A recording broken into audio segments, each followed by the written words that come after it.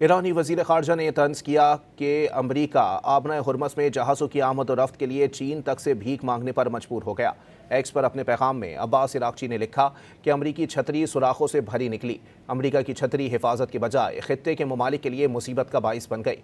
उन्होंने कहा कि बरादर हमसाय ममालिक गैर मुल्की जारहों को बाहर निकाल दें, अमरीका को सिर्फ इसलाह की फ़िक्र है। ईरानी वज़ीर ख़ारजा ने तंज़ किया कि अमरीका आबना हुर्मस में जहाज़ों की आमद और रफ्त के लिए चीन तक से भीख मांगने पर मजबूर हो गया। एक्स पर अपने पैगाम में अब्बास इराक़ची ने लिखा कि अमरीकी छतरी सुराखों से भरी निकली। अमरीका की छतरी हिफाजत के बजाय खित्ते के ममालिक के लिए मुसीबत का बाइस बन गई। उन्होंने कहा कि बरादर हमसाय ममालिक गैर मुल्की जारहों को बाहर निकाल दें, अमरीका को सिर्फ इसलाह की फ़िक्र है। ईरानी वज़ीर ख़ारजा ने तंज़ किया कि अमरीका आबना हुर्मस में जहाज़ों की आमद और रफ्त के लिए चीन तक से भीख मांगने पर मजबूर हो गया।